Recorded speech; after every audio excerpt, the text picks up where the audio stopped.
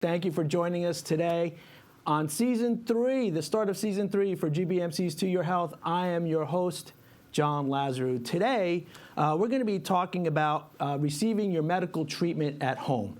Home care services are designed really to help anyone who's limited to their home due to a medical condition that requires some skilled care.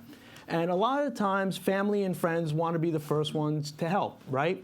But what happens is that could be really tough for family members to take care of a loved one, who needs services at home, or a friend, to come in and help out. But what we're doing here today and talking is we're going to talk about some of the challenges that are there for taking care of a loved one with a serious illness, as well as an agreement and a partnership between GBMC and Avila Homecare, who is designed to help families who are struggling to find the help that they need for their loved ones who are receiving medical treatment at home. Joining us today is Danny O'Brien, President and CEO of Avila Homecare. Mr. O'Brien, thank you. Danny, thank you for joining us today. We have a lot to get to, so why don't we get going, all right? Happy to be here. All right. So well, welcome. Yeah. So let's start off first with what is home care? In layman's terms, can you describe what that is? Sure. Home care really is a wider range of services to help somebody thrive in the home that they love. In a lot of ways, it's the same kinds of services that someone might receive in assisted living or a nursing home, but they don't want to move to assisted living or nursing home. They want to be able to stay home. So it's sort of the lower end of care.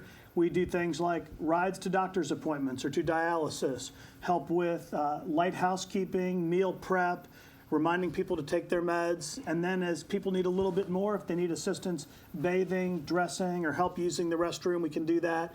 We can also fully administer meds for people who really need to stay compliant on their meds, and they're not able to do that without our assistance. And so pretty much whatever you need to be able to stay home, we can be part of the team that would provide that. Yeah. In previous discussions with Danny, I asked him this one question. Basically, okay, that's home care services, right? But what is the difference between home care and from home health services or home health care services, and what are those differences? Yep, and a lot of people would use those terms interchangeably, but typically when people think of home health, they think of a Medicare reimbursed benefit for people who are recovering from an acute event. So they've been to the hospital, maybe they broke their hip, now they're back home and they need physical therapy, occupational therapy, maybe they need wound care, something like that. And those are services that are typically provided for a short period of time. They're reimbursed by Medicare. You don't really schedule the day or the time. Really, the home health agency says we're going to be there this day or this time. Our services are much more custom tailored, and they're paid for out of pocket primarily. So for us, we'll go and help somebody every morning get up, get a shower, get dressed, and get ready for the day. Or we can be there with somebody all night long so that their daughter can get a good night's sleep, or so that the husband or wife can get a good night's sleep if someone who has dementia or Alzheimer's is sundowning and they're awake a lot at night. And we can just provide a great deal of comfort for them and peace and a caring person to be with them. So ours are much more custom tailored, whereas home health is more sort of skilled and short-term in duration. Okay. So let me ask you this question. To get the services that you just outlined, I don't want to say that you need a prescription from a physician, but how does that get going? How does the ball start rolling on that? It's very complicated. If you want to reach us, you need a telephone. And so if you have a telephone, that's all you need. You pick up your phone, you give us a call, 443-846-0511. You'll talk with me or with one of our really helpful folks in the office. We'll get a sense about what you need, what your situation is. And then we would send one of our nurses out to do an assessment. And there's no cost to you for that assessment. And the nurse would get a sense of what the person's needs are, what the medications are that they're on, a little bit about their health history, and also just the day-to-day services that people would like us to do. Oh, what does mom like to have for breakfast? If she has doctor's appointments, where are those appointments? All that's put together in a care plan and put in our system. And then you just let us know the schedule that you'd like for us to come. So if you want us to come every morning at 8 in the morning until 12, we can do that. If you want us to come Monday, Wednesday, and Friday from 9 until 5, we can do that too. So it's super easy. There's no long-term commitment. You can dial it up or dial it down as your needs change, And it's very customized to the person and super easy to access. Awesome. Joining us today is Danny Avila from Avila Homecare. Yep. Danny Avila O'Brien Homecare. Yep. from Avila Homecare joining us today here on To Your Health. I encourage our audience members and those watching us on Facebook, if you have any questions, please submit them in the comments section. Actually, we do have a question from our audience, from an audience member, Laura. Right. Okay, so this question is from Kevin on Facebook. He asked, I'm a dialysis patient and want to do it at home. What direction can you give me? Okay, well, great. Thanks, Kevin, for that. I appreciate it. So to actually receive the dialysis at home, we don't do that. That's more of a skilled service. So that, I would imagine you need to contact one of the companies that provides dialysis. What we would be able to provide for somebody who's getting dialysis at a center, the transportation back and forth and all the assistance to get out to the car, into the dialysis, and back home, or if you need some sort of ancillary services in your home around the dialysis, but we don't actually do dialysis itself. You have another question? Okay, so the other question is from a live audience member. She asked, will Medicare pay for any of the services you provide? So that's a great question. Sometimes Medicare is a little bit like a hospital gown in that it doesn't cover quite as much as you wish it did. And so in this case, that is the case. These services are just not covered by Medicare. There was recently a rule passed that some Medicare Advantage plans can include a home care component in their Medicare Advantage plan. That would be up to the individual Medicare Advantage plan, whether you had United Healthcare or something through one of the alternate plans. Medicare itself, sadly, does not provide. In the same way that they wouldn't pay for you to move to assisted living, that would be something that you'd pay for out of pocket. You know, we talked about you outlined pretty well, and for those that might be joining us a little bit later than the start of our program, let's go over this again. Why choose home care, and just from your experiences, how long does it normally last? Yeah, that's a great question. So there'd be a variety of reasons why someone might choose home care, but here might be a couple. So husband and wife. Wife has dementia, husband is providing care, and he literally can't leave her alone for her own safety. She might wander, she might turn the stove on to cook soup and forget that she turned it on. And a lot of people, you know, they said for better or for worse, and they're gonna stick it out, and they feel like they are gonna do this on their own. But sort of like when the airline attendant comes on, they say if you don't put your mask on first, you're not going to be able to care for the person who also needs the mask. And so what we can do is come in a couple of days a week, provide some relief for that husband who's caring for his wife so that he can maybe go out and do something with a friend or go to his medical appointments, provide some respite. Another might be my own mom, 91 years old. She lives in a retirement community like Oakcrest, and she lives in independent living. But she needs a little extra help. So every morning at 8 o'clock, and it's in Virginia. We don't do it because we're not licensed in Virginia, but she has an aide who comes at 8 o'clock. They help her get up, get dressed, get a shower, get breakfast, put in a load of laundry. It's not good for her to be changing the sheets on the bed. That's pretty physically demanding for somebody who's 91 with arthritis. So whether it's 2 hours occasionally, 4 hours twice a week, or literally 24/7 care. And as far as duration, we have some folks that we serve literally for the first 48 hours that they're home from the hospital, and then they don't need us anymore. And then we have people that we've been serving for 3 years. And so it really runs the gamut. Just for, if you could break down a little numbers or demographics, in your experiences, who uses it? Who uses home care services, and what are the goals? And also, one last part of that question is, how does someone qualify for these services? Yeah, great question. So our folks tend to be people who are older, you know, and typically 80s and 90s, sometimes younger if there's some dementia in place, or maybe somebody who's younger who has had a stroke. We have one 32-year-old with cerebral palsy that we serve. He's one of the most phenomenal people I know. I mean, he has a smile from ear to ear. He has a really tough situation, and yet he handles it with amazing grace and just is phenomenal. In order to qualify, you have to have rugged good looks, similar to mine. No, there's nothing really to qualify. You know, anybody who would like these services and can pay for it, you know, we're happy to do it, and it's just super easy to access. You know, in the intro, we talked about Avila and Gilchrist and Yeah. GBMC. Let's talk a little bit about that relationship.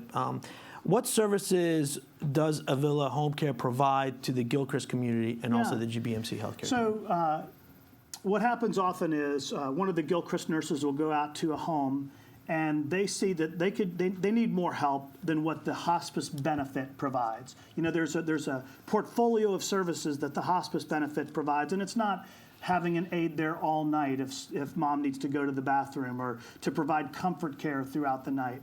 And so she sees a family that's exhausted and she says, you know, I think you could use some more help. Why don't you call our partner?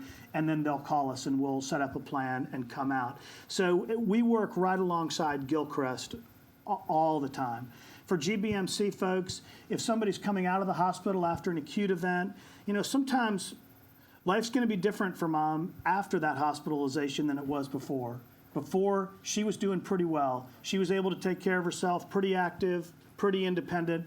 Now, after whatever it was that sent her to the hospital, she's not quite back on her 2 feet yet in the way that she was before. And she and her family believe it'll be safer for her to have somebody there in the home with her for a while, because the last thing she would want is to fall again and end up right back there. Sure. So fall prevention is a big component. You know, I'll sit there sometimes, and sometimes the person who needs the care is the most reluctant to want it. You know, the daughter or the son is saying, Mom or Dad, you really need this. And they're saying, no, I'm fine. And the laundry machine is in the basement. And she's carrying the laundry basket down the stairs to the basement to do laundry. And I'll say to her, you know, you're a big girl. You can do whatever you want. Obviously, you can make whatever decisions you want. But you've been wise your whole life, and this just isn't wise. It's just not wise to be carrying that laundry basket down the steps, because if you fall, then you're going to wind up exactly where you don't want to be, which is in a nursing home. Right. Joining us today is Danny O'Brien from Avila Home Care Services. Yeah. Danny, I want to thank you for joining us. For our audience members here in studio and those watching us on Facebook, if you have a question, please feel free to submit it. For those on Facebook, please submit your question through the comment section on our Facebook page. You know, one of the things that we haven't talked about that I'd like to for a moment is, you know, the key to home care is really the actual caregiver who comes to the home.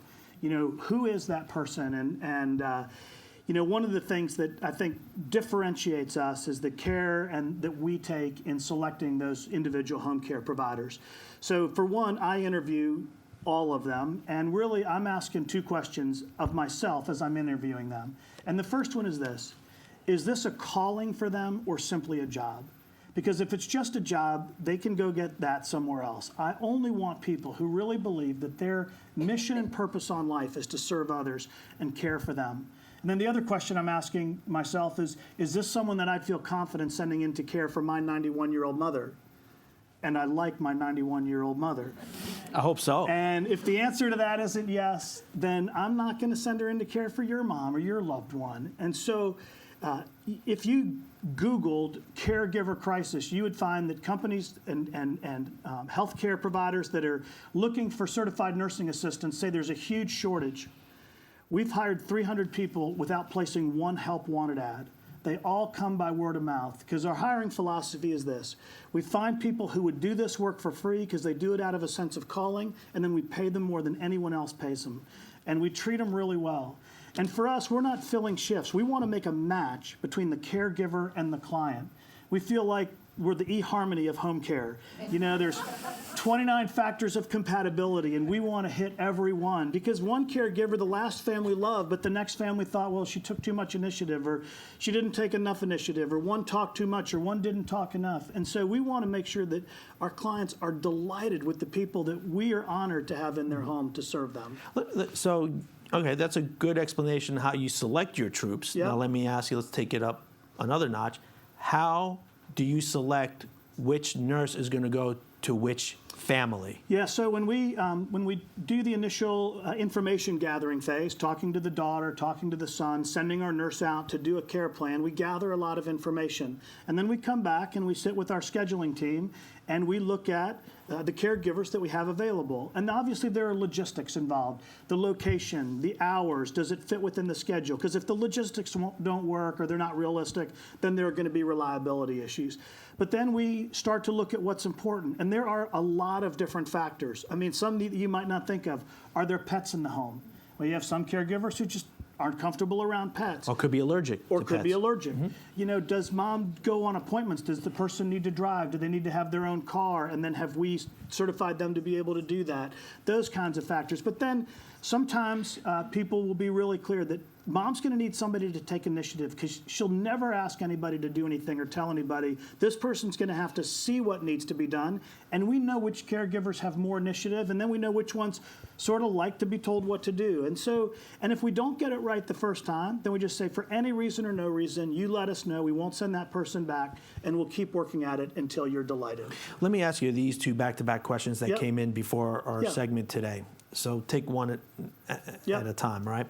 How is the quality and the value of care provided in home settings measured? That's the first one. Yep. And the second one, what happens if someone's care needs change? Yeah, so as far as quality measures, we have a company that we hire called Homecare Pulse, and they call 10% of our clients each month and ask them a series of questions about how we're doing. And they do that for 2,000 home care companies nationwide, and we're able to then benchmark against how we're doing.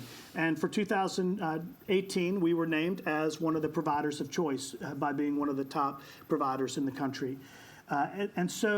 And then as needs change, the beautiful thing about our system is it's highly scalable. We'll start with somebody who needs care 2 hours, 3 times a week to help with a shower, and then the needs change a little bit. We send the nurse out, do another evaluation, redo the care plan, and then adjust the schedule. And maybe the same home care provider is able to do it, but now maybe the level of complexity has become that we need a different Right. caregiver, in which case we would make that change.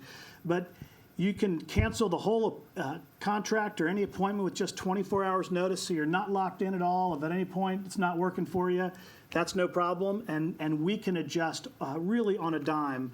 You know, there are times where somebody will call and say, hey, can we start overnight care tonight? The answer to that's yes, every time. Okay. We have a question from an audience member, Laura. What counties and areas do you guys provide services in? Thanks, Laura. Yeah, we serve all of Baltimore County, Baltimore City.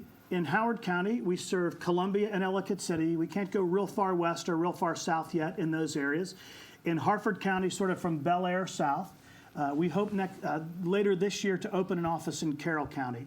You know, the key for our service area is the proximity of caregivers where they live, because if they have to drive too far, again, the service isn't going to be reliable. We're going to come back about the providers in the home care setting, but Yeah. I do want to go back to the Avila and GBMC Oh, yeah. and Gilchrist relationship. So your company was chosen by Gilchrist as a preferred provider to its patients. So what services are specific towards this patient base? Palliative care, hospice care? Yeah, so, well, what we're able to do is when we are working in a home where Gilchrist is providing the hospice care, it really feels like one team that's in there. We come under the nurse that's the Gilchrist nurse, and we are really just an extra set of hands, an extra member of the team to provide care. Oftentimes we'll be in a home and we'll realize that this person isn't getting the medical care that they really could because they're not able to get out and get to the doctor. So then we'll bring in the Gilchrist Elder Medical and partner in that way. And so it really is just more about referrals and partnerships and for the GBMC Gilchrist family to have Avila as another member of its team so that there's a broader, more seamless continuum of care. So, you know, it used to be this. Somebody's leaving the hospital or a Gilchrist nurse is in there and says, you really should get private duty home care, and they hand them a list. And the list means nothing. And then they've got to decide, are the people on this list, are they going to be reliable or not? Is this somebody that I can really entrust the care of my mother to or not? And how do I discern that? And how do I discern it in a short amount of time? Now they can have confidence knowing that GBMC and Gilchrist has done their due diligence and determined that we are a partner that you can trust and that you can invite us into your home with confidence, knowing that we're going to love your family member well. And I'll say right up front, we're not going to always get it right. There will be times that mistakes will be made. There will be times that something falls through the crack, and that'll be true with anybody. What I will promise you this, we'll always be straight about it. We'll do everything we can to make it right. We have a phenomenal team of people in the office. We have a live person, if you call, 24 hours a day, 7 days a week. If somebody calls out for a shift at 3 a.m. for an 8 o'clock shift the next morning, we're going to get somebody there. And again, that's different from other home care providers. And part of that is I'll pay whatever I have to pay to one of the aides to cover that shift because we're not going to leave a client without the help that they need. So let me ask you this question. I have a family member who's in palliative care or maybe even hospice. What do I need to look for when I'm selecting a provider for home care services? Yeah, so you certainly could go online and look at reviews in the same way that you would for others. I think the questions you'd want to ask are the caregivers the employees of the agency, or are they subcontractors? Because if they're subcontractors, they might not be covered by workers' compensation insurance. So if they hurt their back helping mom out of the shower, you could wind up being on the hook for that as their employer. So that's for people who hire caregivers privately, it's super important thing to consider. Does a nurse do an assessment? How is the office staffed? How well do you handle call-outs? If somebody calls out sick or if there's some change in the schedule, are you going to be able to accommodate it? And it's going to be hard to discern this before the fact, but how well does the office communicate? What we find that frustrates families is they'll say, we love the aide who comes, but the agency drives us crazy because if our aide needs a day off, they'll send somebody else without even telling us, and all of a sudden the stranger shows up at the door and we're like, who are you and where's Mary? Well, we would never do that to one of our clients. And so the communication factor is really critical. We got about 5 more minutes left Great. in our show. Before I get to the question from the audience member, let me ask you this. Is services provided around the clock? Yes. Oh, yeah. Is care available around the clock? Care is available around the clock. You know, if you call at midnight and say, can you send somebody out right away, we're not going to be able to do that. But we'll have a nurse go out first thing in the morning. But if you call at 4 p.m. and say, can you get somebody here at 8 p.m. to do an overnight, we can do that. Okay. You know, we're not 911. You know, if a 911 situation, do what all the phones for every doctor you ever, call, please hang up and dial 911. Right. You know, if it's a medical emergency, that's what you should do. But yeah, we have services provided 24 hours a day, 7 days a week, and fully reliable. All right, fair enough. Yeah. Laura, you have another question? Yes, so this is a question from our audience. He asks, are your caregivers insured and bonded? Yes, they're all covered by our liability insurance. They're not bonded because they're our employees. So a subcontractor, if they were working for you privately, you might want them to be bonded. Our liability insurance is better than being bonded, and there's a variety of reasons for that without getting into the intricacies of liability insurance. But again, if anything happens in the home, it's on us, not on you. Okay, fair enough. So a couple of other questions because we're a little bit short on time, Sure. And Mindy gets upset with me when I go over my 30-minute great. I don't want Mindy that. to be upset. We definitely No, don't want that. absolutely not. Going back about the home care providers and coming to the house, do you provide caregivers for a patient that might be in an assisted living facility? Yeah, every day. So there are a lot of people that are in assisted living, but they want a little more care. They need a little more service than what the assisted living provides. Also in retirement communities like Gilchrist or Charlestown, if they want to stay in independent living or on the assisted living. And sometimes even in hospitals where if someone has dementia and we've been providing care, now they're in the hospital, it can be very disorienting. So they'll have our caregivers still be there to be a reassuring, caring presence with mom while she's in the hospital. All right, real quick, because we got 2 questions that came in from Facebook. Great. Kelvin asks, do you offer nutritionists? Thanks, Kelvin. We don't offer specific nutritionists, but if you needed one, we can recommend and we could bring in and put a plan together for you. And this question comes in from Zoe. Zoe asks, do home health nurses make an evaluation to determine if a client progresses to needing admission to a nursing home? Yes, Zoe, thanks so much. The reality is we can provide whatever somebody needs to have provided for them in their homes. There have been times when we have these conversations with the family where it might be better to really consider a placement in a nursing home for a variety of reasons. And so the last thing we want to do is be providing care for someone if there is someone else or another venue that would be a more appropriate placement. Kelvin and Zoe, thank you for watching, and thank you for submitting those questions into our program today. Okay, we got a couple before we get to our favorite true and false segment, so Great. Stand by. We got a couple more minutes, so we need to make this one quick. Do you provide caregivers, what can someone expect home care services to cost? And does insurance cover home health services. Yeah, so as we said before, for the most part, it's paid out of pocket. Long-term care insurance, if you have long-term care insurance, we help you navigate that process, and that's great for those who have it. There is a VA benefit. Our prices are these. For visits that are 4 hours or more, it's $26.50 an hour. And if you call a dozen agencies, you'll find some more expensive, you'll find some less expensive. Whoever's charging the least is most likely paying the least. And if they're paying the least, they're probably consistency issues and reliability issues. So we're not trying to be the lowest price, but the highest value. Our 2-hour visits are a flat fee of $65 because we pay our caregivers more per hour because it's a short shift. And again, we want there to be maximum reliability. 24-hour care is $24 an hour. We reduced that a little bit. Yeah. You know, earlier in our segment, you mentioned for some, not all, the dreaded M word, which is Medicare. Yeah. So what criteria are required for Medicare to approve services? Yeah, so Medicare won't approve it because they just don't pay for what we do. So it's just not a relevant question for what we do. All right. Yeah. We got about 2 more minutes, so here we go. It's our Great. favorite part of the segment called True or False. Are you Okay. ready? True. Wow. I'm ready. Okay, all right. Okay, home care is only for older people. True or false? False. Yeah, David is a 32-year-old male with cerebral palsy, and he's an honor to care for. We have, sadly, people that are in their 50s who have had strokes that need a significant amount of care. And so we're not licensed to do peds, but anybody who's an adult. All right. You cannot get home care if you live in assisted living facility or nursing home. True or false? Absolutely false. Yeah, we'll go wherever you are. Wherever? Wherever. All right. Yeah. I'll hold you to that. In the state of Maryland. I got it. Home care services range from medical care to help with daily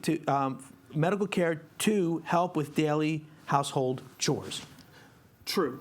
Yeah, we don't provide physicians, but Gilchrist Elder Medical does. So we have partners for whatever you need in the home. If we don't do it, we have friends and partners who do, that we can direct you to somebody who will do it super well. Yeah, and you and I talked about this before the show. So Yeah. home care is only available to those with affluent means. Yeah, so some people think because it's private pay, it's only for the rich and famous. Not true. There are a lot of people who live in very modest homes, but that home means a lot.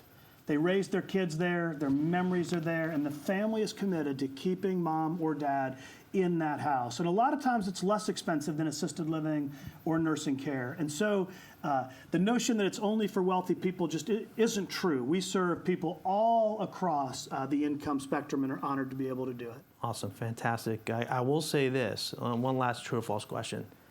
The name, say it one more time. Avila. Avila. Yeah, we pronounce it Avila. We don't care what you call us as long as you call us. And what's the best way to reach it in case anybody has any further questions? Just call us, 443-846-0511. I think there's some brochures here if you're in the live audience on Facebook, 443-846-0511, or you can find us online at avilahomecare.com. And if you have any questions for hospice or palliative care, you can also reach out to our friends over at Gilchrist, whether through their website or general phone number. Danny, I have to say, you've been one of the most animated and colorful guests we've had on this program, and I want to thank you for coming out today. The discussion on home care services continues with Mary Beth Marsden on Greater Living Live. What's up? Hey, how you doing? You doing okay? Did you miss me? Great. Did you miss me? Totally. Totally, right? It's just not been the same. Yeah, you lie. You said the other day you missed me like a migraine. Okay, so, all right, before we leave today, I want to thank all of you for watching us on Facebook and those here in the studio. And again, like I say every month, I hope you all learned something new today. Join us here on To Your Health next month as we kind of take a turn on the other side. We talk about kids and parents. You know, when your kid suffers an injury or an illness, you're sitting there going, oh man, do I take him to the ED or do I take him to my pediatrician's office? Well, we're going to give you some answers on that next time here on To Your Health in September 25th. Okay, please note that the date change will be Wednesday, September 25th, same time, 12:30, only for September. Then we're back to our normal schedule come October and November. Danny, I want to thank you again. To everyone, cheers and to your health. To your health.